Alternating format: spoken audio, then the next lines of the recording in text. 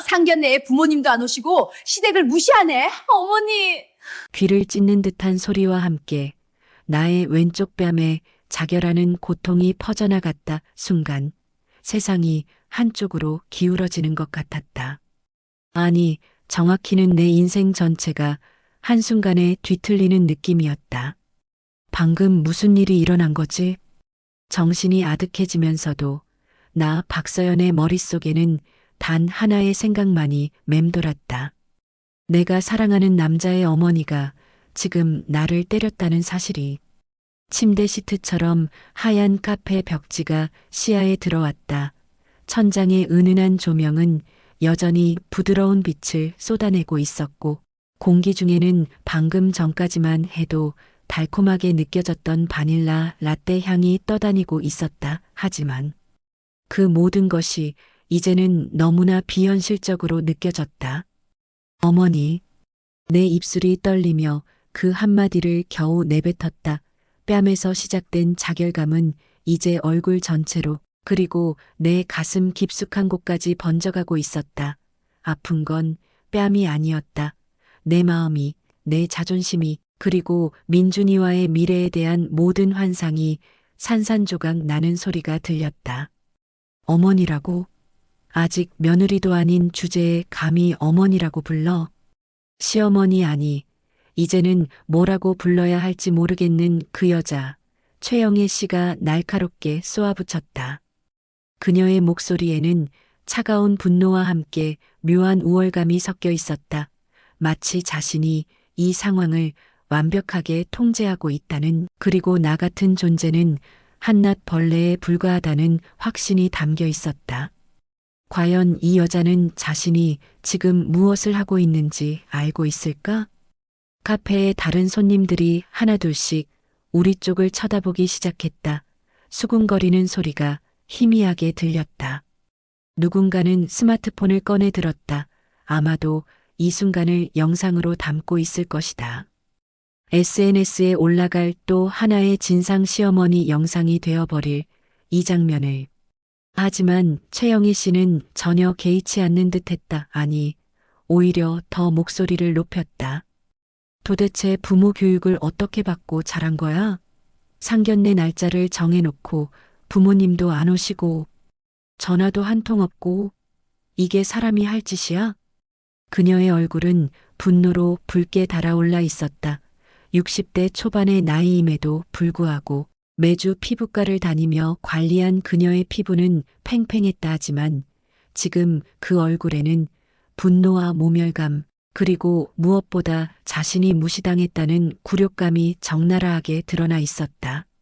내 옆에 앉아있던 민준이가 벌떡 일어섰다. 엄마, 도대체 지금 뭐 하시는 거예요? 민준이의 목소리가 떨렸다. 그의 얼굴도 창백하게 질려 있었다 하지만 그게 나를 걱정해서인지 아니면 이런 상황 자체가 당황스러워서인지는 알 수 없었다. 민준아, 넌 지금 누구 편이야? 내 마음속에서 조용한 비명이 터져나왔다. 그로부터 정확히 6개월 전 서연아, 우리 부모님께 인사드리러 가지 않을래? 민준이가 한강공원 벤치에 앉아 내 손을 꼭 잡으며 물었던 그 순간이 떠올랐다. 그날은 완벽한 봄날이었다. 벚꽃잎이 바람에 날리며 우리 주위를 감싸고 따뜻한 햇살이 민준이의 얼굴을 비추고 있었다. 벌써? 우리 사귄 지 1년밖에 안 됐는데. 나는 조심스럽게 말했다. 사실 두려웠다. 민준이네 집안이 어떤지 이미 들어서 알고 있었으니까. 1년이면 충분하지. 나는 서연이가 내 인생의 마지막 사람이라는 걸 확신해. 그리고 부모님도 빨리 만나고 싶어 하세요. 민준이의 눈빛은 진심으로 가득했다. 그의 따뜻한 손길이 내 손등을 쓰다듬었다. 그 순간 나는 모든 두려움을 내려놓기로 결심했다. 그래, 사랑하는 사람이면 그의 가족도 사랑하는 거지. 나는 할 수 있어. 하지만 그때의 나는 몰랐다. 사랑만으로는 절대 극복할 수 없는 벽이 존재한다는 것을. 민준이, 아니 강민준은 겉보기에는 평범한 회사원이었다. 중견 건설회사의 과장 연봉 7천만 원 정도 서울 마포구에 있는 20평대 아파트에서 혼자 살고 있었다. 처음 소개팅으로 만났을 때 나는 그가 마음에 들었다. 그는 다른 남자들처럼 허세를 부리지 않았다. 자신의 차를 자랑하지도 않았고 실제로 10년 된 중고차를 타고 있었다. 비싼 레스토랑에서 과시하려 하지도 않았다. 대신 작은 동네 식당에서 맛있는 김치찌개를 먹으며 진솔한 대화를 나눴다. 나는 지금 가진 게 많지는 않아요. 하지만 함께 하나씩 만들어가고 싶어요. 그의 그 말이 진심이라고 믿었다. 그리고 실제로도 그랬다. 민준이는 주말마다 나와 함께 시간을 보냈고 내 이야기를 경청했으며 내가 힘들 때 곁에 있어 주었다. 하지만 내가 미처 몰랐던 것은 민준이네 집안의 진짜 얼굴이었다. 첫 만남은 잠실의 한 고급 한정식 집에서 이루어졌다. 민준이의 아버지 강철수, 어머니 최영희 그리고 남동생 강민석까지 온 가족이 나왔다. 생각보다 키가 작네. 최영희 씨가 나를 위아래로 훑으며 던진 첫 마디였다. 미소를 지으려 했지만 눈빛은 차갑게 식어 있었다. 내 162cm입니다. 아유, 요즘 시대에 그 키로 어떻게 우리 민준이가 178인데 아이들 낳으면 키 작아지는 거 아니야? 식사가 시작되기도 전에 나는 이미 평가받고 있었다. 아니, 정확히는 감정되고 있었다. 마치 시장에서 물건을 고르듯이. 어머님, 서연이는 키는 작아도 정말 똑똑하고 능력 있는 사람이에요. 민준이가 나를 변호했다. 능력? 뭐 하는 애인데? 강철수 씨가 차갑게 물었다. 그는 건설회사 중간 관리자로 정년까지 2년을 남겨두고 있었다.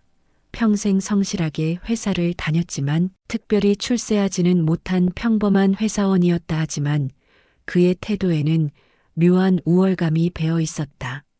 저는 서울시청 구급 공무원입니다. 지금은 사회복지과에서 근무하고 있습니다. 아, 공무원 구급. 최영애 씨의 입꼬리가 미묘하게 올라갔다. 그것이 미소인지 비웃음인지 구분하기 어려웠다. 부모님은 뭐 하시는데? 어머니는 돌아가셨습니다. 제가 고등학교 2학년 때. 순간 테이블 위에 공기가 얼어붙었다. 아버지는요? 아버지는 지금 지방에 계십니다. 나는 더 이상 말할 수 없었다. 사실 아버지에 대해 이야기하는 것이 너무나 복잡했으니까. 내가 그때 아버지에 대해 제대로 이야기했다면 모든 것이 달라졌을까? 지방이라니 어디? 강원도 춘천입니다. 뭐 하시는데? 일하십니다. 나는 얼버무렸다. 구체적으로 말하고 싶지 않았다. 아니, 말할 수 없었다. 아버지의 직업과 지위를 밝히는 순간 모든 관계가 변질될 것 같았다. 사람들이 나를 박서연이라는 한 사람으로 보는 것이 아니라 검사의 딸로만 볼 것이 두려웠다. 초등학교 때부터 그랬다. 아버지의 직업이 알려지면 선생님들의 태도가 달라졌다. 친구들의 부모들이 나를 대하는 방식이 달라졌다. 누군가는 과하게 친절했고 누군가는 묘하게 경계했다. 중학교 때는 더 심했다. 내 아빠가 검사니까 너 범죄 저질러도 괜찮겠다는 농담 아닌 농담을 들어야 했다. 고등학교 때는 친했던 친구의 오빠가 음주운전으로 적발됐을 때 그 친구가 내 아빠한테 부탁 좀 해줘라고 했다가 내가 거절하자 우정이 깨졌다. 대학교에 들어가서는 아예 아버지 직업을 숨기고 살았다. 공무원이라고만 했다. 거짓말은 아니었다. 검사도 공무원이니까. 그렇게 나는 나 자신으로 살고 싶었다. 아버지의 후광도 그림자도 없이 오직 박서연이라는 한 명의 여자로. 그래서 민준이에게도 민준이네 가족에게도 제대로 말하지 않았다. 그저 지방에서 일하신다고만 했다. 하지만 그것이 나의 첫 번째 실수였다. 첫 만남 이후 민준이네 가족들의 태도는 점점 더 노골적으로 변해갔다. 민준아, 좀 더 생각해 보는 게 어때? 최영희 씨가 민준이에게 전화를 했고 그 통화 내용을 민준이가 나에게 전해줬다. 엄마, 무슨 말씀이세요? 그의 서연이 말이야. 엄마 일찍 돌아가시고 아빠는 지방에서 뭐 하는지도 모르고 집안 배경이 너무 약하지 않아? 엄마, 21세기에 무슨 집안 배경이 그렇게 중요해요? 야, 이 순진한 놈아. 결혼은 집안과 집안이 만나는 거야. 나중에 애들 낳고 살다 보면 양가 부모님 도움이 얼마나 필요한데. 서연이는 착하고 능력도 있어요. 그거면 충분하잖아요. 흥? 착하고 능력 있으면 뭐해? 우리가 무슨 도움을 받을 수 있는데? 생각해봐. 내가 지금 회사에서 승진하려면 인맥이 얼마나 중요한데. 전화를 끄는 민준이가 나를 꼭 안아주었다. 미안해, 서연아, 우리 엄마가 좀 현실적이셔. 괜찮아, 이해해. 하지만 괜찮지 않았다. 내 가슴속 깊은 곳에서 무언가가 서서히 무너지고 있었다. 현실적? 그게 현실적인 거야? 사람을 이용 가치로 평가하는 게. 그 후로 민준이 어머니의 연락은 더 잦아졌다. 그리고 요구사항들이 하나씩 늘어났다. 명절에는 우리 집에서 보내야 해. 제사는 당연히 우리 집에서 지내는 거고. 나중에 결혼하면 우리 집 근처로 와야 해. 내가 손주 키워줘야 하니까. 맞벌이 할 거면 애 낳지 말든가 아니면 내가 회사 그만두든가 해야지. 모든 것이 당연한 듯이 요구되었다. 그리고 민준이는 거부하지 못했다. 서연아, 엄마가 원래 좀 그러셔. 시간이 지나면 괜찮아질 거야. 민준아, 너는 내 편이야. 엄마 편이야? 당연히 내 편이지 하지만 엄마도 내 엄마잖아. 조금만 참아줘, 응? 참아달라, 이해해달라, 시간이 지나면 나아질 거라는. 하지만 시간이 지날수록 상황은 더 나빠졌다. 어느 토요일 오후 최영희 씨가 갑자기 우리가 사는 동네로 찾아왔다. 민준이 집 한번 보려고. 하지만 그녀의 진짜 목적은 따로 있었다. 나를 평가하러 온 것이었다. 어머, 민준이 집이 이렇게 작아? 20평도 안 되는 거 아니야? 24평입니다, 어머님. 24평이나 20평이나 거기서 거기지. 나중에 애 낳으면 어떻게 살려고. 그녀는 민준이의 집 구석구석을 둘러보며 평가했다. 냉장고를 열어보고 화장실을 확인하고 심지어 옷장까지 열어봤다. 남자 혼자 사는 집치고는 깔끔한 애. 서연이가 자주 와서 청소해 주나 봐? 아니요, 민준이가 원래 깔끔한 편이에요. 그래. 그런데 넌 왜 이렇게 자주 오는 거야? 그녀의 눈빛이 날카로워졌다. 서연이가 자주 오는 건 아니에요, 엄마. 민준이가 끼어들었다. 아, 그래. 요즘 젊은 애들은 결혼도 안 하고 그냥 사는 경우도 많다던데 너희 둘이 혹시. 엄마, 무슨 말씀을. 민준이의 얼굴이 붉어졌다. 나는 그저 고개를 숙이고 있을 수밖에 없었다. 모욕감이 밀려왔다. 하지만 더 큰 문제는 민준이가 나를 제대로 보호해주지 못한다는 사실이었다. 사랑하는 사람이 나를 지켜주지 못할 때 그 사랑은 과연 진짜일까? 서연아, 우리 이번에 제대로 된 상견례 하자. 양가 부모님 모시고. 3개월 전 민준이가 조심스럽게 제안했다. 응, 좋아. 나는 대답했지만 가슴 한구석이 무거웠다. 아버지, 박진수, 춘천지방검찰청 부장검사. 검사로 30년을 근무한 강직하고 원칙적인 사람, 그리고 나의 유일한 가족. 나는 아버지에게 전화를 걸었다. 아빠, 서연아, 무슨 일이야? 아버지의 목소리는 언제나 차분했다. 법정에서 수많은 사건을 다루며 단련된 흔들림 없는 목소리. 아빠, 나 결혼하려고 해. 전화기 너머로 잠시 침묵이 흘렀다. 그래, 좋은 사람 만났구나. 응, 착한 사람이야. 그런데 상견례를 하고 싶은데 아빠 올라올 수 있어? 당연하지. 언제? 다음 주 토요일 괜찮아? 알았다. 시간 되면 연락해. 아빠, 그런데. 응? 상견례 때 아빠가 뭐 하는지 굳이 말하지 않아도 될까? 그냥 공무원이라고만 해도 돼? 또다시 침묵. 서연아, 내가 부끄러워하는 거니? 아니야.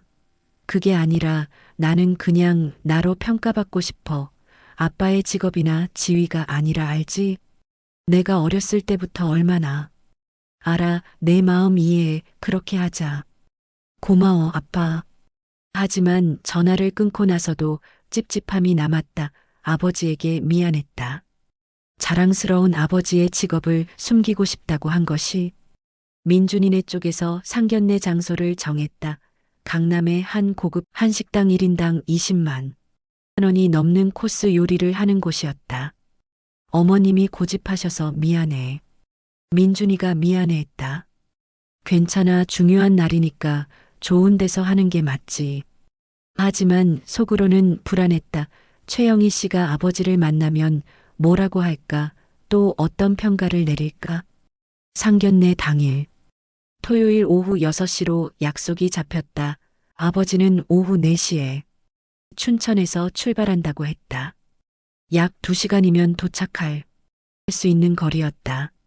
나는 오후 5시 30분에 식당에 도착했다. 민준이와 그의 가족들은 이미 와 있었다. 어머, 혼자 왔어? 최영애 씨가 차가운 미소를 지으며 물었다. 네, 아버지께서 조금 있다 오신대요. 조금 있다? 상견례에 늦다니. 길이 막혀서 그런 것 같아요. 토요일 오후에 강남까지 온다면서 시간 계산도 못 하시나? 최영애 씨의 목소리에 날이 서 있었다. 어머니, 아직 시간 됐어요. 6시 약속이잖아요. 민준이가 끼어들었다. 그래도 예의상 미리 와 계셔야 하는 거 아니야? 우리는 벌써 30분 전부터 기다리고 있는데. 나는 입술을 깨물었다. 변명하고 싶지 않았다. 아버지가 곧 올 것이고, 그러면 모든 게 잘 풀릴 거라고 생각했다. 6시가 되었다 하지만 아버지는 오시지 않았다. 6시 10분, 6시 20분. 나는 아버지에게 전화를 걸었다 하지만 받지 않으셨다. 이거 우리 무시하는 거 아니야? 강철수 씨가 짜증스럽게 말했다. 죄송합니다. 아버지께 계속 연락 중인데. 6시 30분. 식당 매니저가 조심스럽게 다가왔다. 손님 예약이 6시로 되어 있는데 음식 준비를 시작해도 될까요? 아, 네, 죄송합니다. 조금만 더 기다려주세요. 나는 다시 아버지에게 전화를 걸었다. 여전히 받지 않으셨다. 문자를 보냈다. 아빠, 괜찮아? 연락 좀 주세요. 답장이 없었다. 과연 아버지에게 무슨 일이 생긴 걸까? 아니면 일부러 안 오시는 걸까? 최영희 씨의 얼굴이 점점 더 굳어갔다. 이게 말이 돼? 상견례에 신부 아버지가 이렇게 늦다니. 어머니, 분명히 무슨 일이 있으실 거예요. 아버지는 그런 분이 아니에요. 그런 분이 아니라니? 그럼 어떤 분인데? 춘천에서 뭐 한다고 했지? 일한다고? 대체 무슨 일을? 최영희 씨의 목소리가 점점 커졌다. 주변 테이블의 시선이 우리에게 쏠렸다. 민준이가 어머니를 진정시키려 했다. 엄마, 목소리 좀. 뭐가 문제야? 우리가 지금 무시당하고 있는데. 무시가 아니라 분명히 무슨 일이. 무슨 일이면 연락이라도 하지. 전화도 안 받고 문자도 안 보내고. 이게 사람이 할 짓이야. 나는 눈물이 날 것 같았다. 아버지를 변호하고 싶었지만 사실 나도 이해할 수 없었다. 아버지는 평생 약속을 어긴 적이 없는 분이었다. 단 한 번도. 어머니 장례식 때도, 내 대학 입학식 때도, 모든 중요한 순간에 아버지는 계셨다. 그런 아버지가 내 상견례에 안 오실 리 없었다.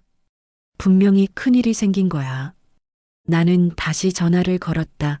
이번에는 아버지 사무실로. 여보세요. 춘천지검입니다. 아, 저 박진수 부장검사님 계실까요? 박 부장검사님이요? 지금 부재 중이십니다. 언제쯤 돌아오실까요? 글쎄요, 오늘 긴급하게 나가셨는데 연락이 안 되고 계세요. 무슨 일이 있으신 건가요? 그건 말씀드릴 수가 없습니다. 혹시 가족분이세요? 네, 딸입니다. 아, 그러시구나. 부장검사님께서 돌아오시면 연락드리라고 할게요. 전화가 끊어졌다. 긴급하게 나가셨다고? 무슨 일이지? 6시 50분. 최영희 씨가 자리에서 벌떡 일어났다. 됐어, 이제 됐어. 우리 그냥 가자. 어머니, 시간 낭비하기 싫어. 이미 50분이나 기다렸어. 어머니, 제발 조금만 더. 조금만 더? 얼마나 더 기다려야 하는데? 1시간? 2시간? 우리가 뭐 호구야? 그녀가 가방을 들었다. 민준아, 가자. 이런 집안이랑은 상견례고 뭐고 다 필요 없어. 엄마. 민준이가 어머니의 팔을 잡았다. 내가 지금 얼마나 창피한데. 이 비싼 식당에서 1시간 가까이 바보처럼 앉아서.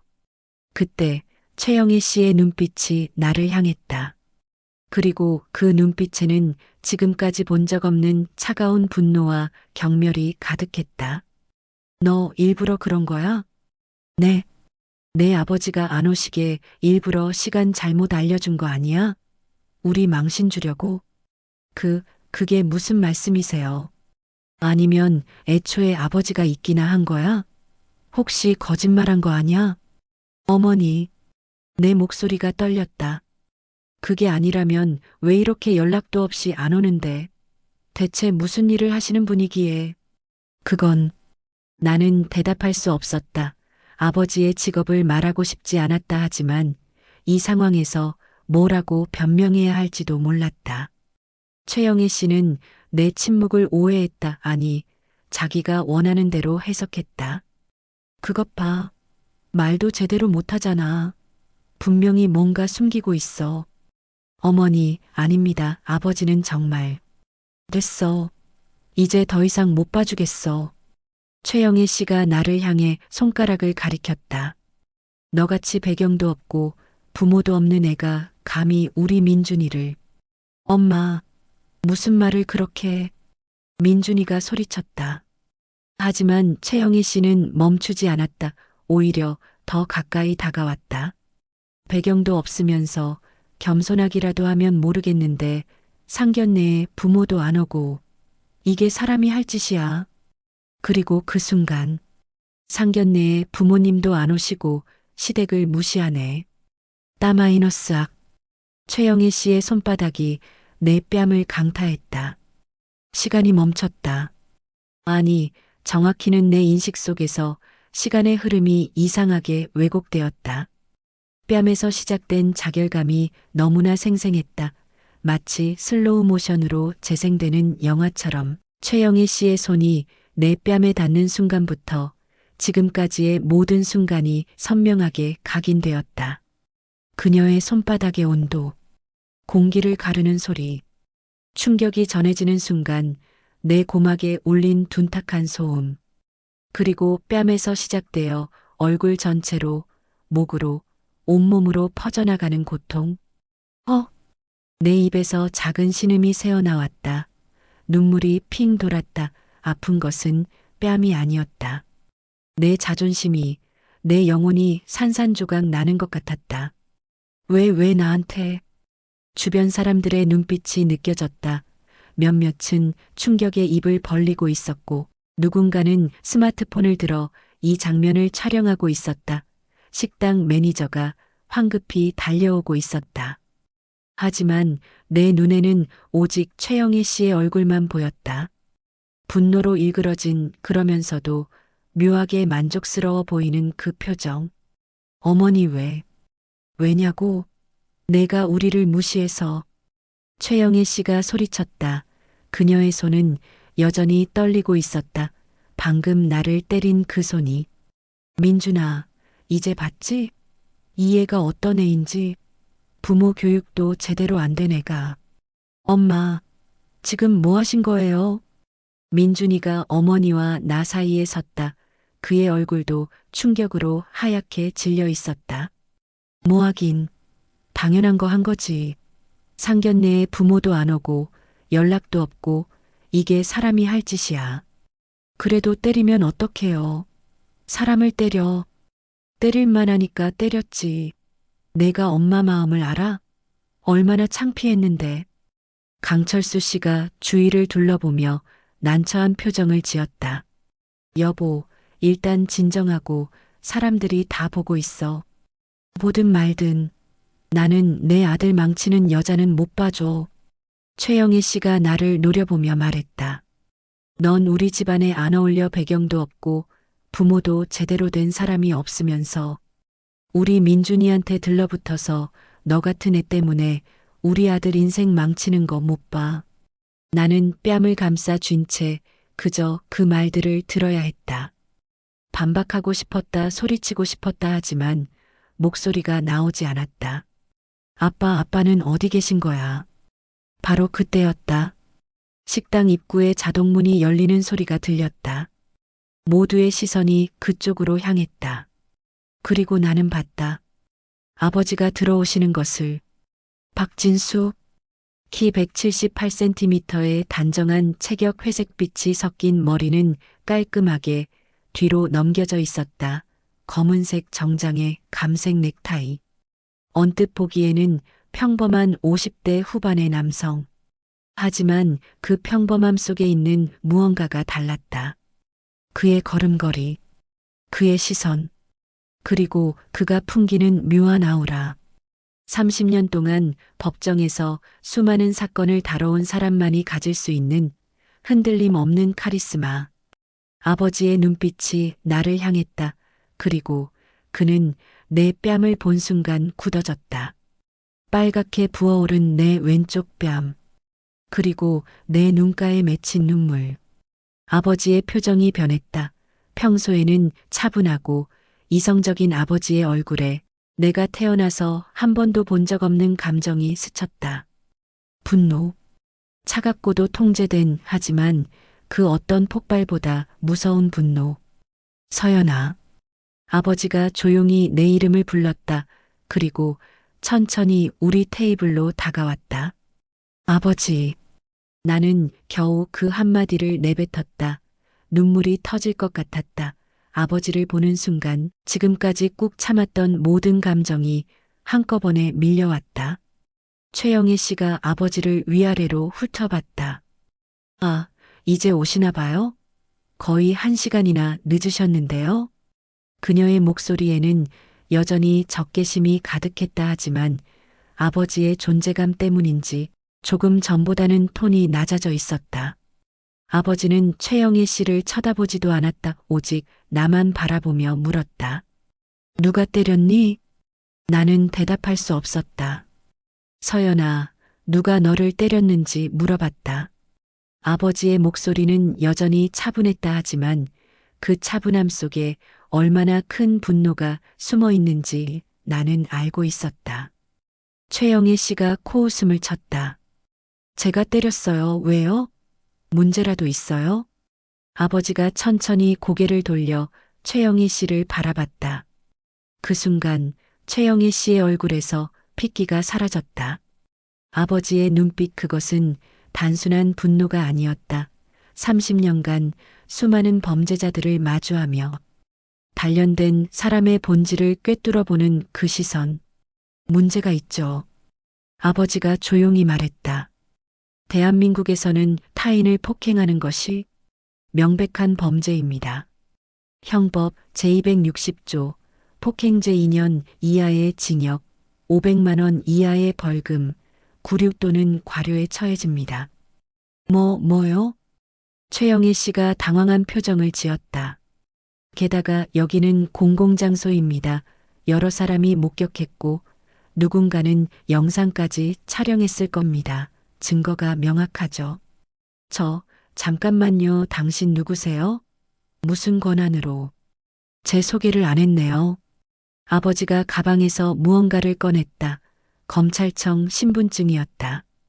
춘천지방검찰청 형사3부 부장검사 박진수입니다. 순간 테이블 위에 공기가 얼어붙었다. 검사, 부장검사, 최영애 씨의 얼굴이 창백하게 변했다. 강철수 씨도 입을 벌린 채 굳어 있었다. 민준이는 믿을 수 없다는 표정으로 나와 아버지를 번갈아 보고 있었다. 검사님이요? 최영애 씨의 목소리가 떨렸다. 네, 그리고 방금 당신이 때린 여성은 제 딸입니다. 아버지가 천천히 말을 이었다. 춘천에서 긴급하게 처리해야 할 사건이 있었습니다. 살인 사건의 용의자 체포영장을 검토하고 발부하는 과정에서 시간이 지체되었고요. 제가 늦은 것은 제 잘못입니다.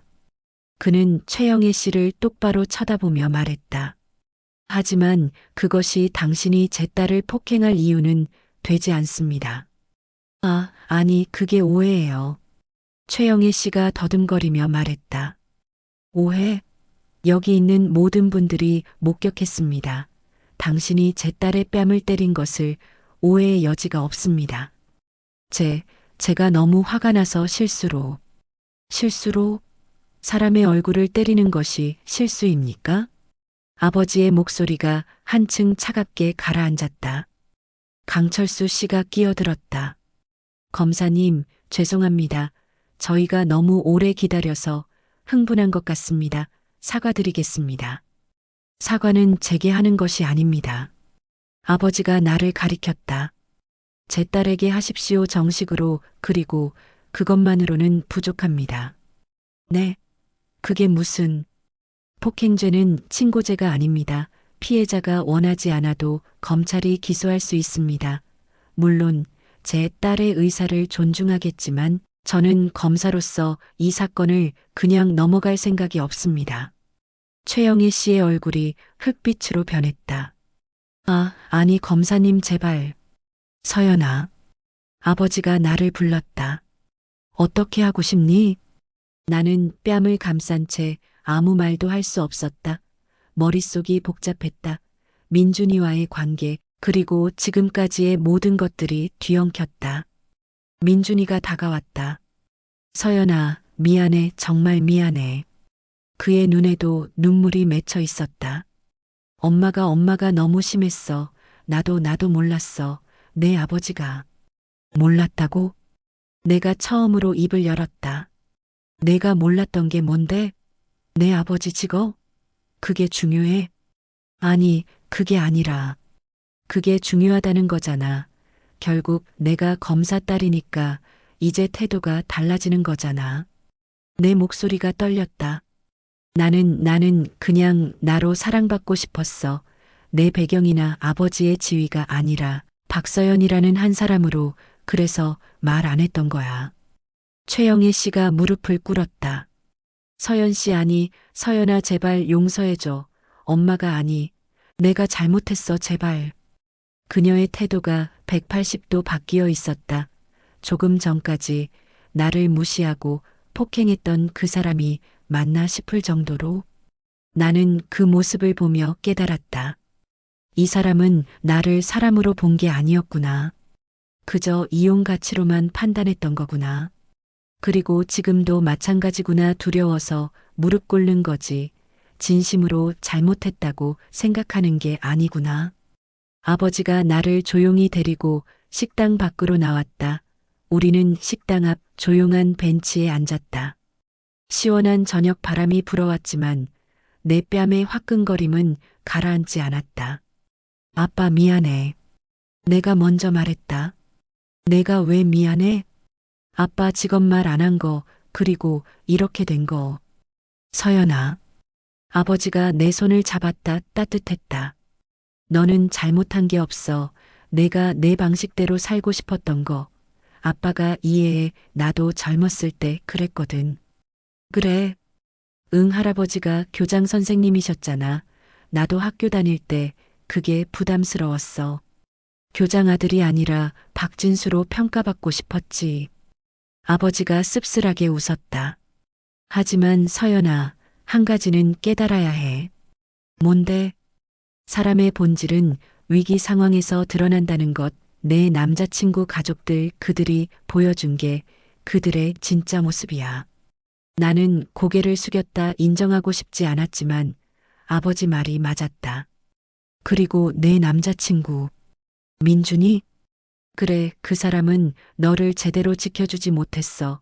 자기 엄마가 너를 때리는 걸 막지도 못했고, 민준이도 당황했다고 해도 사랑하는 사람이 폭행당하는 걸 보면 본능적으로 막아야 하는 거야. 그게 사랑이야. 아버지의 말이 가슴에 와 닿았다. 아빠는 엄마한테 그랬어? 당연하지.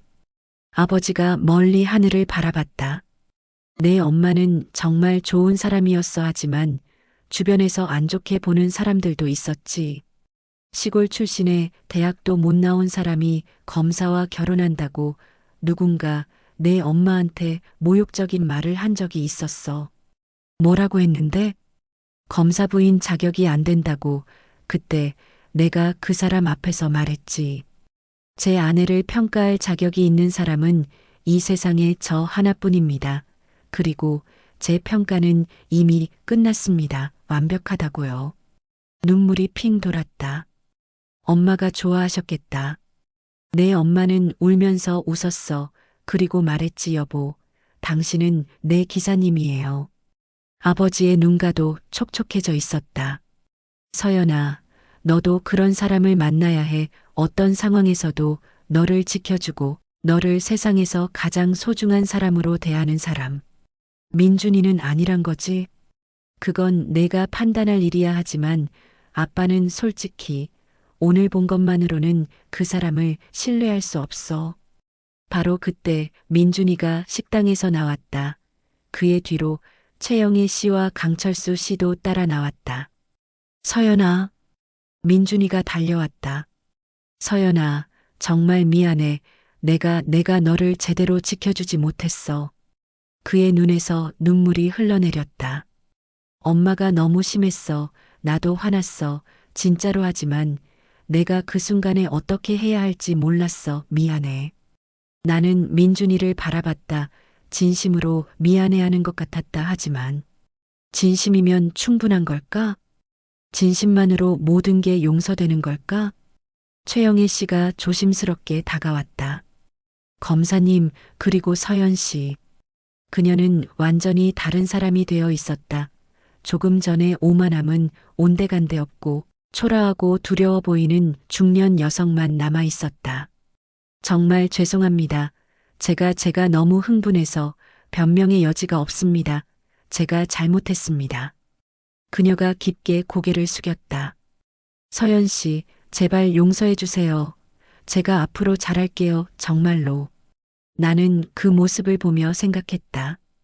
이 사람은 정말로 반성하고 있는 걸까? 아니면 그냥 아버지가 검사라서 두려운 걸까? 답은 명확했다. 후자였다. 만약 아버지가 평범한 직장인이었다면? 만약 아버지가 오지 않았다면? 최영애 씨는 끝까지 나를 무시하고 모욕했을 것이다. 저는 내가 입을 열었다. 용서할 수 없습니다. 최영애 씨의 얼굴이 하얗게 변했다. 서연 씨, 어머님은 저를 사람으로 보지 않으셨어요. 그저 이용 가치로만 판단하셨죠. 제 아버지가 검사인 줄 몰랐을 때는 무시하고 폭행하셨고, 알고 나서는 무릎 꿇으시네요. 내 목소리는 떨렸지만 또렷했다. 만약 제 아버지가 평범한 회사원이었다면 어머님은 끝까지 저를 모욕하셨겠죠. 그렇지 않나요? 최영애 씨는 대답하지 못했다. 그리고 민준 씨. 나는 민준이를 바라봤다. 당신은 좋은 사람이에요. 진심으로. 하지만 저를 지켜주지 못했어요. 서연아, 당신 어머니가 저를 때릴 때 당신은 그저 놀라서 서 있기만 했어요. 말리지도 않았고 저를 보호하지도 않았어요. 내가 얼어붙어서. 저는 평생을 함께할 사람을 찾고 있었어요. 어떤 상황에서도 저를 지켜줄 수 있는 사람. 하지만 당신은 그 사람이 아니에요. 민준이의 얼굴이 무너졌다. 서연아, 제발 한 번만 더 기회를. 미안해요. 하지만 이미 늦었어요. 나는 손가락에 끼고 있던 커플링을 빼서 민준이에게 내밀었다. 우리 여기까지인 것 같아요. 안 돼, 서연아, 제발. 민준이가 내 손을 잡으려 했다 하지만 아버지가 일어서며 막아섰다. 이만 가시죠. 제 딸이 결정을 내렸습니다. 검사님, 제발 제가 정말 서연이를 사랑합니다. 사랑은 말이 아니라 행동으로 증명하는 겁니다. 아버지가 차갑게 말했다. 당신은 오늘 제대로 된 행동을 하지 못했습니다. 그게 전부입니다. 아버지는 나를 차에 태우고 식당을 떠났다. 백미러에 비친 민준이의 모습이 점점 작아졌다. 그리고 나는 눈물을 흘렸다. 사랑했던 사람과의 이별. 환상이 깨지는 고통. 하지만 동시에 어딘가 후련한 기분도 들었다. 이제 끝이구나. 나는 병가를 내고 집에서 쉬고 있었다. 뺨의 멍은 아직 가시지 않았다. 화장으로 가릴 수 있는 정도였지만 거울을 볼 때마다 그날의 기억이 떠올랐다. 아버지는 춘천으로 돌아가지 않고 서울에 머물고 있었다. 내 원룸 근처 호텔에 방을 잡고 매일 나를 챙겨주었다. 서연아, 아빠가 미역국 끓여왔다. 아빠, 내가 환자도 아닌데. 마음의 상처도 치유가 필요해. 아버지는 서툴지만 정성스럽게 음식을 만들어 주었다. 엄마가 돌아가신 후로 혼자 살면서 배운 솜씨였다. 아빠, 응? 그 사람들 어떻게 됐어? 아버지가 잠시 숟가락을 멈췄다. 그거 알고 싶어? 응. 최영희 씨는 현재 폭행죄로 수사 중이야. 내가 고소하지 않았지만 영상 증거가 명확하고 목격자도 많아서 검찰이 직권으로 수사하고 있어. 그래. 그런데 말이야. 아버지의 표정이 묘하게 변했다. 수사 과정에서 재미있는 게 발견됐어. 뭐가? 강철수 씨, 그러니까 민준이 아버지 말이야. 그 사람 다니는 회사 있잖아. 대성건설. 응. 그 회사가 지난 2년간 서울시 발주 공사를 여러 건 수주했어. 그런데 입찰 과정에서 이상한 점들이 발견됐지. 아버지가 태블릿을 꺼내 나에게 보여주었다. 이게 뭐야?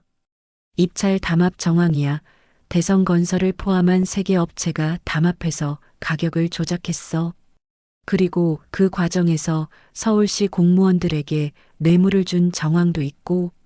나는 깜짝 놀랐다. 진짜? 응, 사실 이건 우연히 발견된 거야.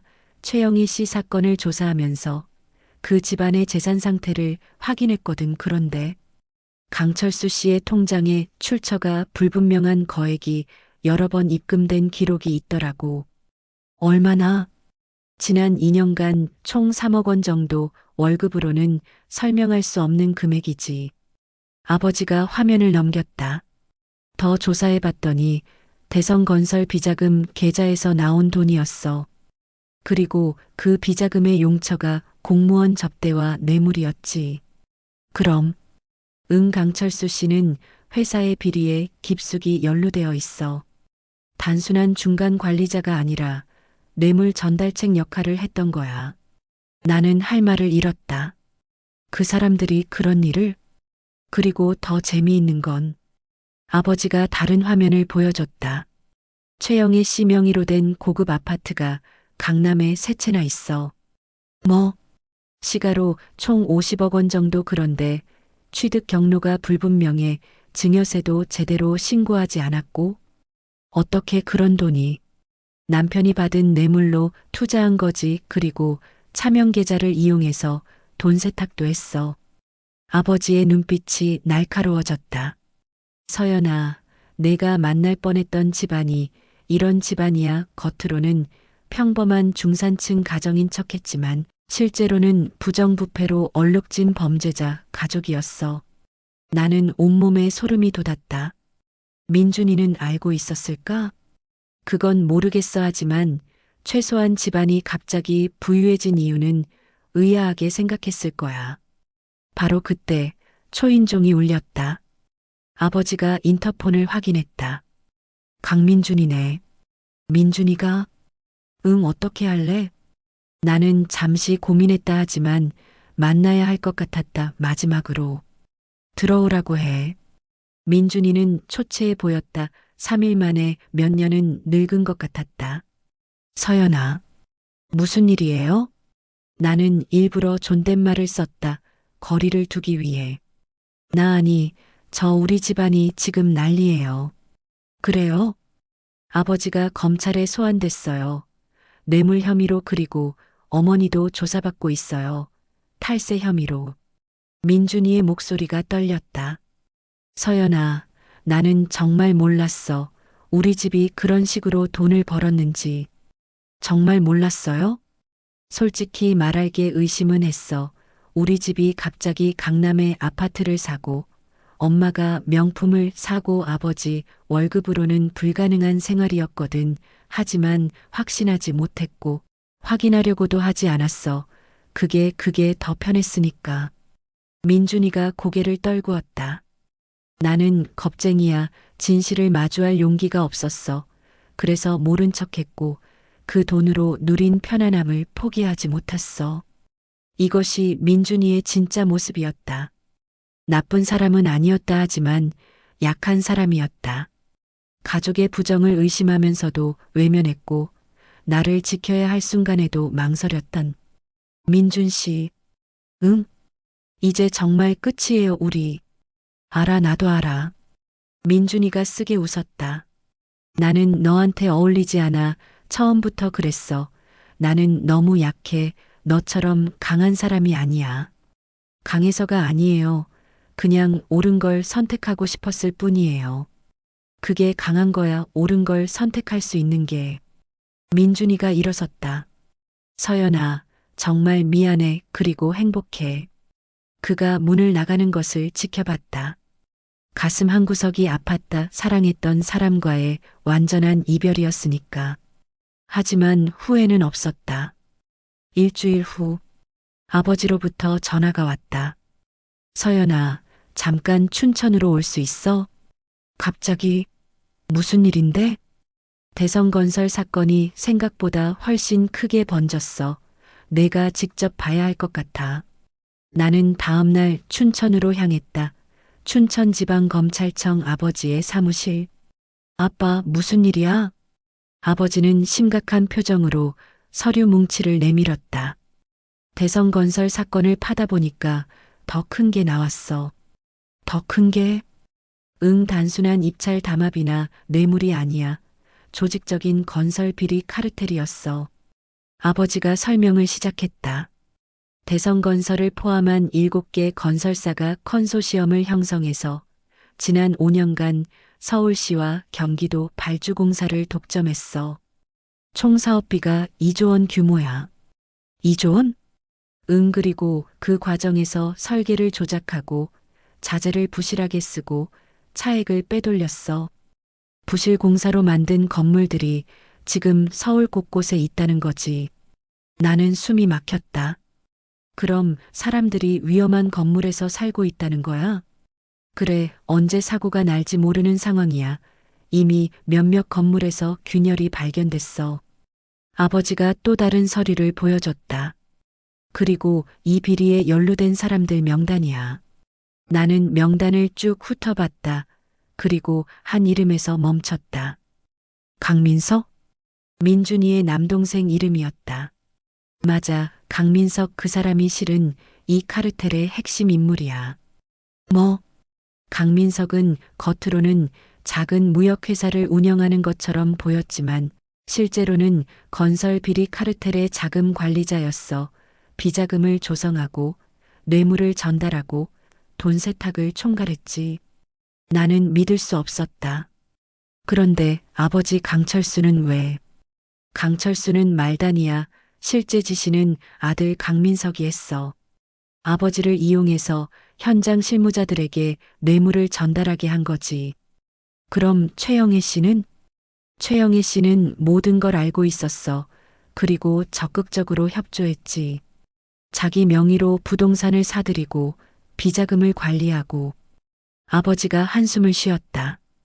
서연아, 내가 결혼할 뻔했던 집안이 단순히 부패한 게 아니야. 조직적인 범죄 집단이었어. 온몸에 소름이 돋았다. 만약 내가 결혼했다면? 만약 아버지가 검사가 아니었다면? 나는 범죄자 가족이 되어 있었을 거야. 민준이는 정말 몰랐을까? 그건 확실하지 않아 하지만 최소한 동생 민석이 뭔가 수상한 일을 한다는 건 알았을 거야. 그래도 외면했겠지. 바로 그때 검찰청 로비에서 소란스러운 소리가 들렸다. 검사님, 검사님. 누군가가 고함을 지르고 있었다. 아버지와 나는 밖으로 나갔다. 그곳에 최영애 씨가 있었다. 머리는 산발이 되어 있었고 눈은 충혈되어 있었다. 완전히 다른 사람 같았다. 박 검사님, 제발 좀 봐주세요. 제발. 그녀가 아버지에게 달려들었다. 경비들이 막았다. 제 아들은 잘못이 없어요. 민석이는 그저 시키는 대로 한 거예요. 부인, 진정하세요. 아버지가 차분하게 말했다. 증거가 명확합니다. 강민석 씨가 이 조직의 핵심이었다는 게. 아니에요. 민석이는. 최영애 씨가 무릎을 꿇었다. 제발요, 우리 집안이 망해요. 집도 다 압류당하고 남편은 구속되고. 그녀가 나를 봤다. 그리고 눈빛이 변했다. 너 내가 이렇게 만든 거지? 네. 내 아버지가 검사라는 걸 일부러 숨기고 우리 집안을 망치려고 한 거지? 나는 어이가 없었다. 어머니, 저희 집안을 망친 건 어머니 가족이에요. 범죄를 저질러서. 범죄? 이게 무슨 범죄야? 다들 하는 거잖아. 건설업계에선 다 이렇게 하는 거라고. 다들 하는 게 범죄가 아니라는 법은 없습니다. 아버지가 차갑게 말했다. 대한민국은 법치국가입니다. 누구든 법을 어기면 처벌받습니다. 당신이 우리 집안을 망쳤어. 최영애 씨가 소리를 질렀다. 우리 민준이랑 그냥 결혼했으면 이런 일 없었을 거 아냐? 내가 일부러 복수하려고. 복수요? 내가 웃음이 나왔다. 제가 왜 복수를요? 저는 그냥 제 인생을 살고 싶었을 뿐이에요. 거짓말. 분명히 우리 집안을 조사하라고 했을 거야. 어머니. 나는 그녀를 똑바로 쳐다봤다. 제가 아무것도 하지 않았어도 어머니 가족이 저지른 범죄는 언젠가 드러났을 거예요. 세상에 완벽한 범죄는 없으니까요. 너. 최영애 씨가 나를 향해 달려들려고 했다. 경비들이 막았다. 나 줘. 저 여자 때문에 우리 집안이. 그녀는 끌려가면서도 계속 소리를 질렀다. 나는 그 모습을 담담하게 지켜봤다. 이 사람은 끝까지 자기 잘못을 인정하지 않는구나. 끝까지 남 탓만 하는구나. 2주일 후 나는 다시 일상으로 돌아왔다. 사회복지과 사무실 책상에는 밀린 서류들이 쌓여 있었다. 서연아, 괜찮아? 동료 지수 언니가 걱정스럽게 물었다. 응, 이제 괜찮아. 뉴스 봤어. 대성건설 사건 진짜 대단하더라. 내 아버지가 수사 지휘하신 거 맞지? 응. 그리고 내가 그 집안이랑 결혼할 뻔했다는 것도 진짜 다행이다. 아찔해. 지수 언니가 내 손을 꼭 잡았다. 서연아, 넌 정말 복이 많은 거야. 제때 알아서.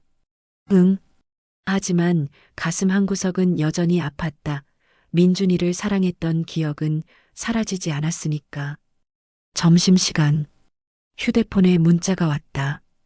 서연아, 만날 수 있을까? 꼭 할 말이 있어. 민준. 나는 고민했다 하지만 결국 만나기로 했다. 우리는 처음 만났던 카페에서 만났다. 김치찌개를 먹었던 그 동네 식당 옆. 민준이는 더 초췌해져 있었다. 서연아, 무슨 일이에요? 나 검찰에 자진 출석했어. 뭐? 우리 동생 민석이가 한 일들 나도 어느 정도 알고 있었어. 확실하게는 아니었지만 의심은 했어. 민준이의 눈에 눈물이 맺혔다. 그런데 나는 모른 척했어. 가족이니까, 동생이니까, 그리고 솔직히 그 돈으로 편하게 살고 싶었으니까. 나는 공범이야. 서연아 비겁한 공범 범죄를 방조한 거지. 민준이가 고개를 떨구었다. 그래서 검찰에 가서 내가 아는 거 다 진술했어. 민석이가 집에서 한 통화들, 이상한 서류들, 수상한 통장들 내가 목격한 거 전부. 나는 놀라움을 감출 수 없었다. 동생을 고발한 거예요? 응, 내 가족이지만 잘못된 건 잘못된 거니까. 민준이가 나를 바라봤다. 서연아, 너 때문이야. 내가 보여준 것 때문이야. 내가? 응, 넌 옳은 걸 선택했잖아. 아무리 사랑했던 나라도 잘못된 걸 보고 선을 그었잖아. 민준이가 쓰게 웃었다. 나도 그러고 싶었어. 비겁하게 외면하는 대신 용기 있게 맞서고 싶었어. 늦었지만.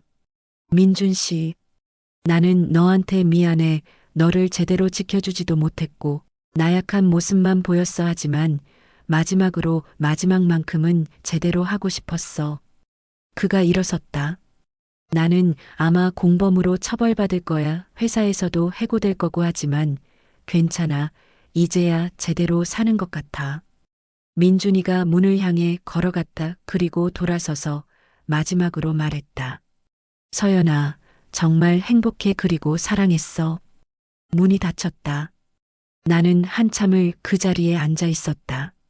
이게 민준이의 진짜 모습이었구나. 약하지만 결국 용기를 낸. 늦었지만 옳은 선택을 한. 눈물이 흘러내렸다. 슬픔과 안도가 뒤섞인 눈물이었다. 3개월 후 대성건설 비리 사건은 대한민국을 뒤흔들었다. 언론은 매일 새로운 사실들을 보도했다. 대성건설 외 6개 건설사, 조직적 입찰 담합 혐의, 부실 공사로 지어진 아파트 17곳, 안전 진단 실시, 검찰, 건설 비리 카르텔 주범 강민석 구속, 뇌물 받은 공무원 32명 입건, 강민석은 특정경제범죄 가중처벌법 위반으로 구속 기소됐다. 징역 15년이 구형됐다. 강철수는 뇌물수수와 업무상 배임으로 징역 7년. 최영희는 뇌물수수 방조와 탈세로 징역 3년, 집행유예 5년. 그리고 재산은 모두 몰수됐다.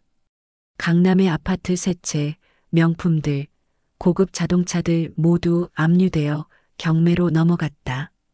민준이는 범죄 방조 혐의로 벌금 5천만 원을 선고받았다. 회사에서는 해고됐지만 그는 모든 걸 받아들였다. 나는 그 과정을 멀리서 지켜봤다. 안타까웠다 하지만 이것이 정의였다. 범죄에는 대가가 따른다. 아무리 가족이라도 잘못된 건 잘못된 거다. 어느 날 아버지가 전화를 했다. 서연아, 판결 났다. 응, 뉴스로 봤어. 어때? 기분이. 복잡해. 그 사람들이 벌을 받는 게 당연하다는 건 알아 하지만 민준이를 생각하면 민준이는 용기 있는 선택을 했어. 가족을 고발한다는 게 얼마나 어려운 일인데. 응. 서연아, 너도 용기 있는 선택을 했어. 사랑하는 사람이었지만 잘못된 걸 보고 선을 그었잖아. 그게 쉽지 않은 일이야. 아버지의 말이 위로가 됐다. 아빠, 고마워. 항상 내 편이 되어줘서. 당연하지. 나는 내 아빠니까. 6개월 후 나는 새로운 시작을 하고 있었다. 서울시청에서 승진 시험에 합격해 7급이 됐다. 새로운 부서, 새로운 동료들 모든 게 신선했다. 뺨의 멍은 이미 오래전에 사라졌다 하지만 그날의 기억은 여전히 생생했다. 그리고 그 기억은 나를 더 강하게 만들었다. 어느 토요일 오후 나는 한강공원을 걷고 있었다. 벚꽃이 만개한 정확히 1년 전 민준이와 이곳을 걸었던. 서연아?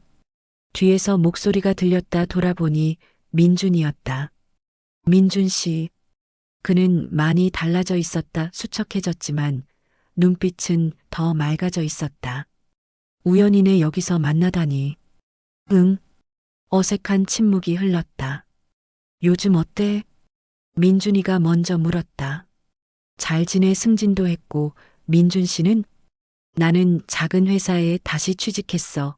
월급은 많이 줄었지만 떳떳하게 일할 수 있어서 좋아. 잘 됐다. 응, 그리고 상담도 받고 있어. 심리 상담 내가 왜 그렇게 비겁했는지, 어떻게 변해야 하는지. 민준이가 쓰게 웃었다. 늦었지만 이제라도 제대로 살려고 해. 좋은 선택이야. 우리는 나란히 걸었다. 예전처럼은 아니었지만 그래도 편안했다. 서연아. 응? 고마워. 뭐가? 나를 포기해줘서 그 덕분에 나는 변할 수 있었어. 민준이가 멈춰섰다. 만약 내가 나를 용서하고 결혼까지 갔다면 나는 계속 비겁한 사람으로 살았을 거야. 변하지 않았을 거야.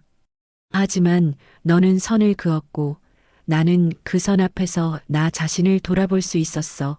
그래서 고마워. 나도 고마워. 뭐가? 용기 내줘서 가족을 고발하는 게 얼마나 어려웠을지 알아. 민준이가 고개를 끄덕였다. 서연아, 넌 좋은 사람 만날 거야. 나같이 약한 사람 말고 정말 너를 지켜줄 수 있는 강한 사람. 고마워. 그리고 마지막으로 한마디만 할게. 응? 사랑했어, 진심으로. 민준이가 돌아서서 걸어갔다. 그의 뒷모습이 점점 멀어졌다. 나는 그 모습을 지켜보며 생각했다. 사랑은 끝났지만 후회는 없어. 우리 둘 다 성장했으니까. 그걸로 충분해. 1년이 지났다. 대성건설 사건은 이제 과거가 됐다. 여전히 가끔 뉴스에 나오지만 사람들의 관심은 시들해졌다. 강민석은 교도소에서 복역 중이고 강철수도 마찬가지였다. 최영희는 집행유예로 풀려났지만 재산을 모두 잃고 작은 원룸에서 홀로 살고 있다고 들었다. 민준이는 꾸준히 상담을 받으며 새 삶을 살고 있었다. 가끔 문자가 왔다. 안부를 묻는 나도 답장을 보냈다. 우리는 연인은 아니지만 서로의 성장을 응원하는 사이가 됐다. 그리고 나는 서연 씨 보고서 완성됐습니다. 고생했어요, 대리님. 나는 이제 서울시청 복지정책과 팀장이 됐다. 빠른 승진이었다. 능력을 인정받은 결과였다. 어느 금요일 저녁, 나는 퇴근 후 아버지를 만나러 갔다. 아버지는 이제 부장검사에서 차장검사로 승진했다. 아빠, 우리 딸 왔네. 우리는 함께 저녁을 먹었다. 아버지가 좋아하시는 갈비탕집. 서연아, 너 요즘 좋아 보인다? 응? 그래. 응, 뭔가 밝아졌어. 1년 전하고는 완전히 다른 사람 같아. 아버지가 따뜻하게 웃었다. 고생 많았지? 응, 하지만 이제 괜찮아. 오히려 그 일 덕분에 성장한 것 같아. 그래, 그게 중요해. 상처를 딛고 일어서는 것. 우리는 식사를 마치고 산책을 했다. 아빠, 그 사건 이후로 다른 건설사들도 조사받았다며?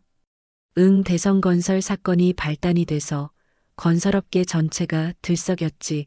지금도 수사가 계속되고 있어. 많이 잡혔어? 응, 부패한 공무원들, 비리 건설업자들 총 200명 넘게 입건됐어. 대단하다. 서연아. 아버지가 걸음을 멈췄다. 너 때문이야. 내가 용기를 내서 그 집안과 선을 그었기 때문에 나도 끝까지 수사할 수 있었어. 내가 뭘? 만약 내가 민준이와 결혼했다면 나는 수사를 포기해야 했을 거야. 내 사위 가족이니까, 이해관계가 생기니까. 아버지가 내 손을 잡았다. 하지만 넌 선을 그었고 덕분에 나는 검사로서의 의무를 다할 수 있었어. 고마워. 아빠. 그리고 자랑스러워. 내 딸이 옳은 선택을 했다는 게. 눈물이 핑 돌았다. 바로 그때 아버지의 휴대폰이 울렸다. 여보세요? 네, 차장검사 박진수입니다. 아버지의 표정이 진지해졌다. 뭐라고요? 지금?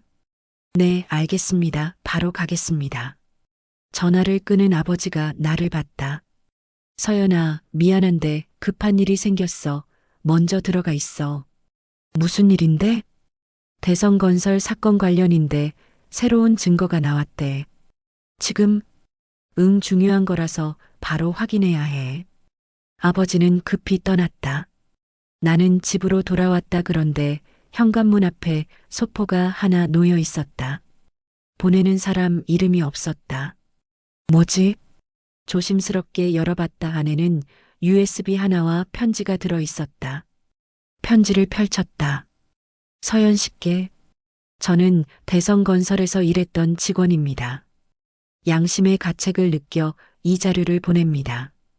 이 USB에는 대성건설 비리의 진짜 배후에 대한 증거가 들어 있습니다. 강민석은 실은 꼭두각시였습니다. 진짜 주범은 따로 있습니다. 그리고 그 사람은 당신과 가까운 사람일 수도 있습니다. 조심하세요. 익명. 진짜 주범? 강민석이 꼭두각시? 나와 가까운 사람? 손이 떨렸다. 나는 노트북을 켜고 USB를 꽂았다. 파일이 하나 있었다. 진실합의. 클릭했다. 영상이 재생됐다. 어두운 방 두 사람이 대화하고 있었다. 한 명은 강민석이었다. 그리고 다른 한 명은 이번 공사는 반드시 따내야 합니다. 계획대로 하세요. 네, 알겠습니다. 하지만 이렇게 계속하면 언젠가 들통날 수도. 걱정 마세요. 제가 다 관리하고 있으니까 검찰도 경찰도 모두 장악했습니다. 그 목소리, 그 얼굴. 나는 화면을 멈췄다. 믿을 수 없었다. 이럴 수가. 설마 영상 속 인물. 대성건설 비리의 진짜 배후. 강민석을 조종했던 사람. 그 사람은 서울시 도시개발국장 이태준. 그리고 그 사람은 우리 부서의 상급기관 국장이었다. 내가 시청에서 일하면서 몇 번 만난 적이 있는 사람. 언제나 친절하고 공직자의 표본처럼 보였던 사람. 하지만 영상 속 그는 완전히 달랐다. 이번에 서울시 재개발 사업은 규모가 큽니다. 3조 원짜리죠. 네, 알고 있습니다. 대성건설과 다른 6개 업체가 컨소시엄을 만들어서 따내야 합니다. 제가 내부 정보를 넘겨줄 테니 그걸로 제안서를 작성하세요. 하지만 이건 명백한 담합 아닙니까? 담합이든 뭐든 중요한 건 성공하는 겁니다. 그리고 당신네 회사가 성공하면 저도 성공합니다. 윈윈이죠. 강민석이 망설이는 표정을 지었다. 하지만 이미 언론에서 건설 비리를 주시하고 있는데. 걱정 마세요. 제가 검찰 쪽에도 라인을 만들어뒀습니다. 춘천지검에. 순간 내 심장이 멎는 것 같았다. 춘천지검? 춘천지검 박진수 차장검사 아시죠? 네, 들어봤습니다. 그 사람 딸이 우리 시청에 다니거든요. 박서연이라고. 한번 접근해 보세요. 네. 박진수는 강직하기로 유명한 사람입니다. 뇌물 같은 건 절대 안 받죠. 하지만 딸에 대해서는 약점이 있습니다. 과보호하거든요. 이태준이 비열하게 웃었다. 만약 그 딸이 우리 쪽 사람과 결혼한다면 박진수는 절대 우리를 건드릴 수 없습니다. 사돈관계니까. 하지만 어떻게? 제가 알아서 하겠습니다. 강민준이라는 사람 있죠? 강민석 씨 형, 그 사람을 이용하면 됩니다. 뭐? 민준이를 이용? 영상이 계속됐다. 강민준을 박서연에게 접근시키세요. 소개팅이든 뭐든. 그리고 연애하게 만들고 결혼까지 가게 하세요. 그게 가능할까요? 강민준은 착한 사람입니다. 그리고 박서연도 30대 미혼 여성이고요. 조건만 맞으면 충분히 가능합니다. 하지만 만약 실패하면 실패하면 다른 방법을 쓰면 되죠. 어차피 박진수를 무력화시킬 방법은 많으니까. 영상이 거기서 끊겼다. 나는 멍하니 화면을 바라봤다. 민준이와의 만남이 처음부터 계획된 거였다고? 나를 이용하려고? 아니, 정확히는 아버지를 무력화시키기 위해. 검사인 아버지가 수사하지 못하게 만들기 위해. 나를 미끼로 사용하려 했던 거였다. 손이 떨렸다. 분노와 배신감이 밀려왔다. 그럼 민준이는? 민준이도 처음부터 알고 있었던 걸까? 아니, 영상을 다시 돌려봤다. 강민준은 착한 사람입니다. 이태준이 그렇게 말했다. 착한 사람. 그 말은 민준이가 이 계획을 모른다는 뜻일 수도. 나는 급히 휴대폰을 꺼냈다. 민준이에게 전화를 걸었다. 여보세요? 민준 씨, 지금 어디예요?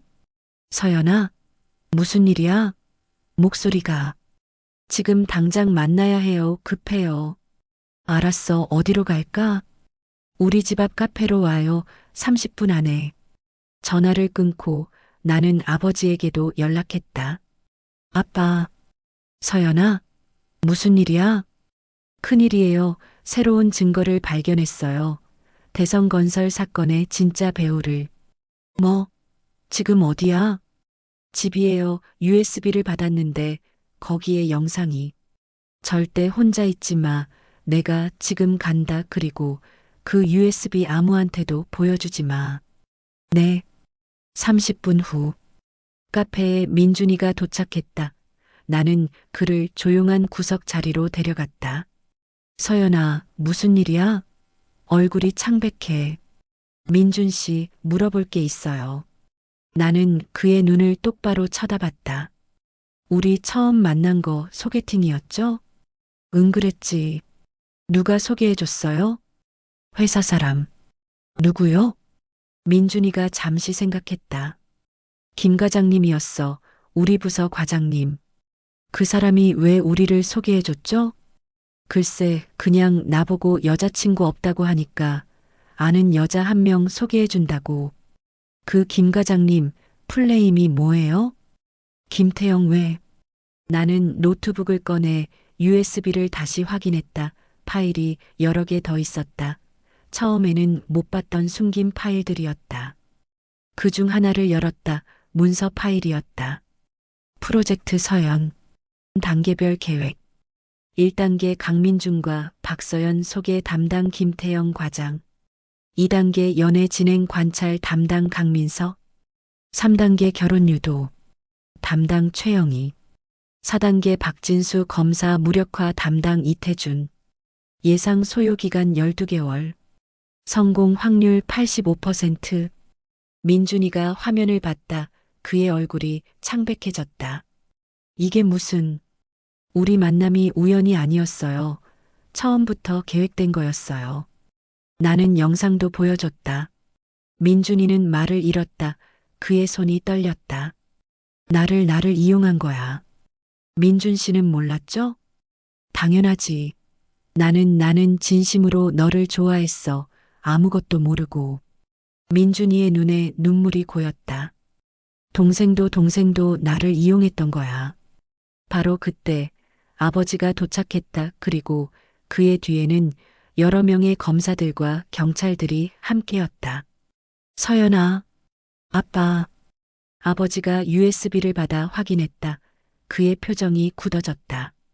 이태준 그 자식이. 아빠, 이거 진짜예요? 진짜야. 이게 우리가 찾던 결정적 증거야. 아버지가 다른 검사에게 지시했다. 지금 즉시 이태준 긴급체포 영장 청구하세요.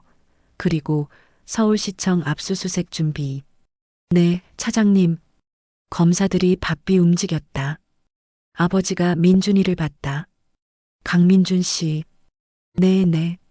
당신은 이 계획에 대해 전혀 몰랐죠? 네. 저는 정말 아무것도. 알겠습니다. 진술이 필요할 겁니다. 협조해 주시겠습니까? 네. 물론입니다. 제가 아는 거 전부 말씀드리겠습니다. 그날 밤 서울시청이 뒤집혔다. 이태준 국장은 긴급 체포됐다. 그의 사무실과 집에서 수십 개의 증거가 나왔다. 뇌물수수 내역, 비리 공모 문서들, 그리고 그가 조종했던 수십 명의 명단. 대성건설 사건은 빙산의 일각에 불과했다. 이태준은 지난 10년간 서울시의 주요 개발 사업을 모두 조작했다. 총 비리 규모는 10조 원이 넘었다. 이태준의 체포 이후 도미노가 무너지기 시작했다. 그가 매수했던 공무원들이 줄줄이 체포됐다. 그와 결탁했던 건설업자들도 마찬가지였다. 대성건설은 이미 파산했지만 다른 6개 건설사도 연쇄부도로 무너졌다. 그리고 그 과정에서 새로운 사실이 드러났다. 서연아, 이거 봐. 아버지가 서류를 보여줬다. 최영애 씨 명의의 강남 아파트 세 채 실은 이태준이 준 거였어. 뭐? 이태준이 최영희를 포섭하기 위해 아파트를 선물한 거지. 명목상으로는 최영희의 명의지만 실제 구매자는 이태준이었어. 그럼? 응, 최영희는 처음부터 이태준의 앞잡이였어. 강민석을 조종하고 강철수를 이용하고 민준이를 너한테 접근시키도록 유도한 것도 다 최영희였어. 나는 충격을 받았다. 최영희가 모든 걸 알고 있었다고? 그래서 최영희는 추가 기소됐어. 조직적 범죄 교사죄로 형량이 10년 이상 나올 거야. 민준이는 완전히 피해자야. 자기도 모르게 이용당한 거지. 가족 모두한테. 며칠 후 민준이를 만났다. 그는 완전히 무너져 있었다. 서연아, 민준 씨, 나는 정말 아무것도 몰랐어. 어머니가, 동생이 모두가 나를 이용했던 거야. 민준이가 오열했다. 나는 그저 너를 사랑했을 뿐인데 그게 전부 계획의 일부였다니. 나는 그의 손을 잡았다. 민준 씨, 당신 잘못이 아니에요.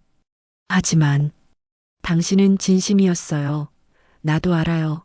당신의 사랑은 진짜였어요. 서연아, 비록 시작은 조작됐지만 당신의 감정은 진짜였어요. 그리고 그게 중요해요. 민준이가 고개를 들었다. 정말 그렇게 생각해? 응. 우리는 한참을 말없이 앉아 있었다. 서연아, 만약 이 모든 게 없었다면, 우리가 정상적으로 만났다면 우리 잘 됐을까? 나는 생각했다. 모르겠어. 하지만 아마 힘들었을 거예요. 왜? 민준 씨는 착하지만 약해요. 가족에게 의지하고 혼자 결정하지 못하고. 나는 그런 사람과는 못 살 것 같아요. 민준이가 고개를 끄덕였다. 맞아, 너 말이 맞아. 나는 약해. 그리고 그게 내 한계야. 하지만 당신은 변하려고 노력하고 있잖아요. 그게 중요해요. 서연아, 나 지금부터라도 강해질 수 있을까? 물론이에요. 늦지 않았어요. 2년 후, 대성건설 비리 사건은 대한민국 건설 역사상 최대 규모의 부패 스캔들로 기록됐다. 이태준은 1심에서 징역 25년을 선고받았다. 최영희는 징역 12년, 강민석은 징역 20년, 강철수는 징역 10년, 그 외 연루된 공무원과 업자들 총 148명이 처벌받았다. 몰수된 재산은 총 3조 원. 부실하게 지어진 건물들은 모두 재건축된다. 그리고 나는 박서연 과장님, 응, 무슨 일이야? 이번 복지정책안 시장님께서 크게 칭찬하셨대요. 나는 이제 서울시청 복지정책과 과장이 됐다. 32살의 나이에 6급 과장 최연소 승진이었다. 대성건설 사건에서의 역할을 인정받은 결과였다. 아버지는 서울중앙지검 차장검사가 됐다. 곧 검사장으로 승진할 예정이다. 서연아, 아빠 자랑스럽다. 내가 옳은 선택을 했기 때문에 수많은 사람들이 구해졌어. 부실 건물에서 살았을 시민들, 앞으로 속았을 업자들, 모두가 내 덕분이야. 아빠 덕분이지. 아니야, 내가 용기를 냈기 때문이야. 어느 일요일 오후, 나는 한강공원을 걷고 있었다. 서연 씨? 뒤에서 목소리가 들렸다. 돌아보니 민준 씨? 민준이었다. 2년 만이었다. 우와, 정말 오랜만이다. 응. 그는 완전히 달라져 있었다. 눈빛이 달라져 있었다. 요즘 어때? 좋아, 나 지금 작은 사회적 기업 운영하고 있어. 진짜? 응, 청소년 교육 사업이야. 비행 청소년들 돕는 나처럼 방황하는 아이들이 옳은 길을 찾도록. 멋지다. 그리고 고마워, 사실 너 덕분이야. 내가 나를 포기했을 때 나는 비로소 나를 돌아볼 수 있었어. 그리고 깨달았지. 내가 얼마나 약했는지, 얼마나 비겁했는지. 민준이가 벤치에 앉았다. 나도 옆에 앉았다. 그 후로 2년간 정말 많이 노력했어. 상담도 받고, 책도 읽고, 봉사활동도 하고, 나 자신을 다시 만드는 시간이었어. 대단해. 그리고 깨달았어. 내가 진짜로 하고 싶었던 게 뭔지. 나처럼 잘못된 길로 빠질 뻔한 아이들을 돕고 싶다는 걸. 민준이의 눈빛은 진심으로 빛나고 있었다. 지난주에 한 아이가 나한테 그러더라. 선생님 덕분에 제가 변할 수 있었어요. 라고. 그때 느꼈어. 아, 내가 지금 제대로 사는 거구나. 나는 민준이의 손을 가볍게 두드렸다. 진짜 자랑스러워요. 정말로. 서연아. 응? 너는 행복해? 응, 행복해. 좋은 사람 만났어? 나는 미소를 지었다. 아직은 아니야. 하지만 괜찮아. 나는 지금 나 자신과 행복하니까. 그래, 그거면 됐어. 민준이가 일어섰다. 서연아, 마지막으로 한 번만 더 말할게. 응? 고마워. 나를 포기해줘서, 나를 깨워줘서 덕분에 나는 더 나은 사람이 될 수 있었어. 나도 고마워요. 민준 씨도 나를 성장시켜줬어요. 우리는 악수를 나눴다. 더 이상 연인도 미련도 아닌 서로의 인생에서 중요한 한 페이지였던 사람으로서. 행복해, 서연아. 민준 씨도요. 그가 돌아서서 걸어갔다. 이번에는 씁쓸함이 아니라 따뜻함이 남았다. 우리 둘 다 성장했구나. 그리고 각자의 길을 제대로 걷고 있구나. 6개월 후, 나는 새로운 복지 프로젝트를 준비하고 있었다. 위기 청소년 지원센터 설립 사업이었다. 과장님, 이번 프로젝트 정말 의미 있는 것 같아요. 그렇지? 우리 사회에 정말 필요한 거니까. 프로젝트 미팅을 하던 중 누군가 회의실 문을 두드렸다. 실례합니다. 박서연 과장님 계신가요? 문이 열리고 한 남자가 들어왔다. 키 180cm 정도의 단정한 인상, 검은 안경을 쓴 30대 중반의 남성이었다. 네, 제가 박서연인데요. 아, 안녕하세요. 저는 희망법률사무소 변호사 한지훈이라고 합니다. 그가 명함을 내밀었다. 위기 청소년 지원센터 프로젝트 관련해서 법률 자문을 제안하러 왔습니다. 아, 네, 앉으세요. 우리는 프로젝트에 대해 이야기를 나눴다. 한지훈 변호사는 청소년 인권과 복지 관련 법률 전문가였다. 사실 저도 청소년기에 많이 방황했어요. 그가 조심스럽게 말했다. 가정폭력을 겪었고 학교에서도 왕따를 당했죠.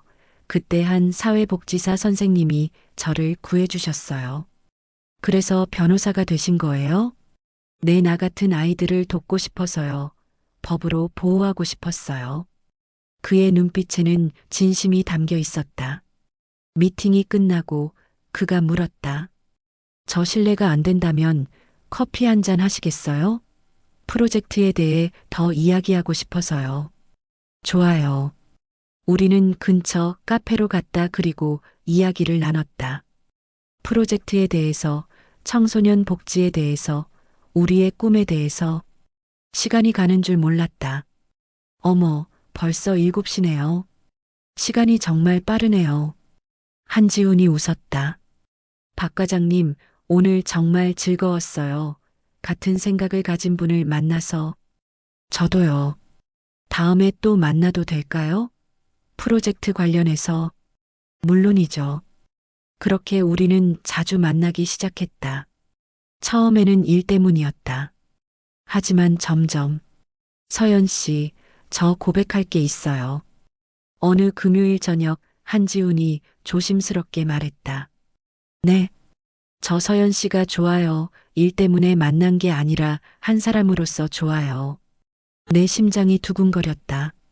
저는 서연 씨의 열정이 좋아요. 사회를 더 나은 곳으로 만들려는 그 마음이. 그리고 당신의 강인함도 옳은 것을 위해 싸우는 모습도. 지훈 씨, 천천히 생각해 주세요. 저는 기다릴 수 있어요. 나는 그를 바라봤다. 이 사람은 민준이와 달랐다. 강했다, 주관이 뚜렷했다. 그리고 무엇보다 나를 검사의 딸이 아니라 박서연이라는 한 사람으로 봐주었다. 지훈 씨, 네, 저도 지훈 씨가 좋아요. 그의 얼굴에 환한 미소가 번졌다. 1년 후, 진짜 상견례. 아빠, 너무 떨려. 괜찮아, 좋은 사람이잖아. 나는 아버지와 함께 레스토랑으로 향하고 있었다. 오늘은 지훈이네 부모님과의 첫 만남이었다. 지난 1년간 지훈이와 나는 천천히 관계를 쌓아왔다. 서두르지 않았다. 서로를 진짜로 알아가는 시간을 가졌다. 그리고 이제는 확신했다. 이 사람이 내 인생의 동반자라는 것을. 레스토랑에 도착했다. 지훈이와 그의 부모님이 이미 와 계셨다. 어머님, 아버님, 안녕하세요. 어머, 서연이구나. 그동안 지훈이한테 이야기 많이 들었어. 지훈이 어머니는 따뜻한 미소를 지으며 나를 맞아주셨다. 이쪽은 저희 아버지세요. 안녕하세요. 춘천지검 차장검사 박진수입니다. 아, 검사님이시군요. 저희 아들이 변호사라 같은 법조인이시네요. 지훈이 아버지가 반갑게 악수를 청했다. 식사가 시작됐다.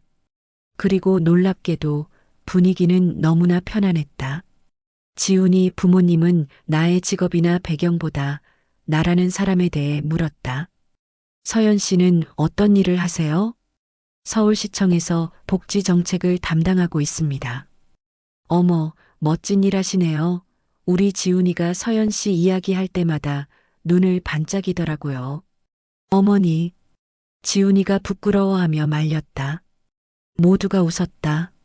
식사 내내 아무도 나를 평가하지 않았다. 아무도 나의 가치를 계산하지 않았다. 그저 나를 한 사람으로 대해주었다. 식사가 끝나고 지훈이 어머니가 조용히 말했다. 서연 씨, 우리 지훈이 잘 부탁해요. 어렸을 때 많이 힘들었거든요. 그래서 마음이 여린 아이예요. 저도 그렇게 느꼈어요. 그런 지훈 씨가 좋아요. 고마워요. 지훈이가 좋은 사람 만났네요. 집으로 돌아오는 차 안에서 아버지가 말했다. 서연아, 좋은 집안이다. 응, 나도 그렇게 느꼈어. 배경이나 재산이 아니라 사람됨이 좋아. 저런 집안이라면 아빠가 안심이야. 아빠. 그리고 한지훈 변호사. 그 친구 눈빛이 좋아. 너를 정말 소중하게 생각하는 게 보여. 응. 이번에는 제대로 행복하렴. 응, 아빠. 6개월 후 프러포즈. 한강공원. 벚꽃이 만개한 봄날. 지훈이와 나는 산책을 하고 있었다. 서연아. 응? 여기 우리가 처음 개인적으로 산책했던 곳이지? 맞아, 작년 봄이었지. 1년이 지났네. 지훈이가 갑자기 무릎을 꿇었다. 서연아. 지훈아? 나랑 결혼해 줄래? 그가 작은 상자를 꺼냈다. 반지가 들어 있었다. 나는 완벽한 사람은 아니야. 가끔 실수도 하고 부족한 점도 많아. 하지만 한 가지는 약속할 수 있어. 뭔데? 평생 너를 지킬게. 어떤 상황에서도 누가 너를 무시하거나 모욕하면 내가 가장 먼저 앞에 설게. 너를 보호할게. 눈물이 핑 돌았다. 이게 진짜 사랑이구나. 이게 내가 찾던 사람이구나. 그리고 나는 너를 검사의 딸로 보지 않아 너를 박서연이라는 세상에서 가장 멋진 한 사람으로 봐. 그 점은 절대 변하지 않을 거야. 지훈아, 서연아, 나랑 평생 함께 해줄래? 나는 고개를 끄덕였다. 응, 좋아. 그가 일어나 나를 꼭 안아주었다. 주변 사람들이 박수를 쳤다. 벚꽃잎이 바람에 날리며 우리를 감쌌다.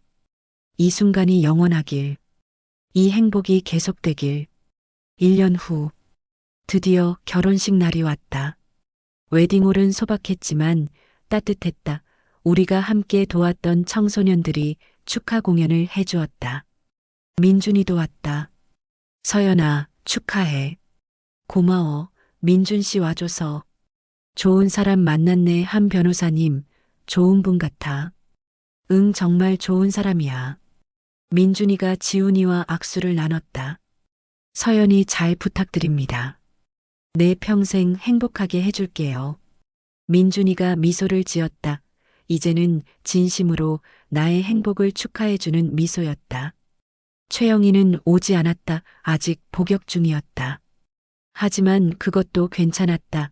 나는 더 이상 그 사람들에게 연연하지 않았다. 식이 시작됐다. 아버지가 나를 버질로드로 이끌었다. 아빠, 고마워. 항상 내 편이 되어줘서. 당연한 거야. 나는 내 아빠니까.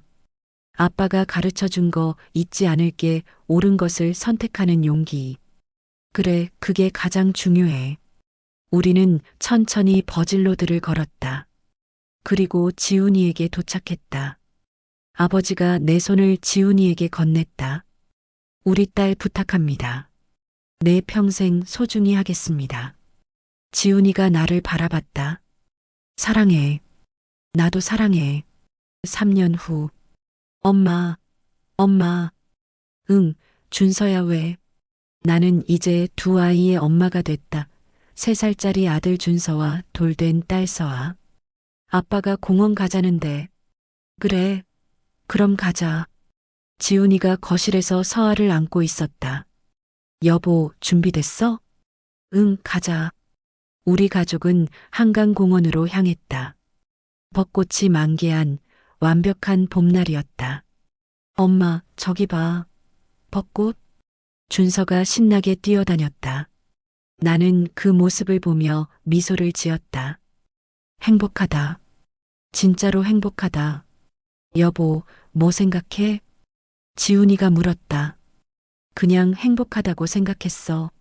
나도. 그가 내 손을 꼭 잡았다. 여보, 고마워. 나를 선택해줘서. 나야말로 고마워. 우리는 아이들을 지켜보며 벤치에 앉았다. 여보, 있잖아.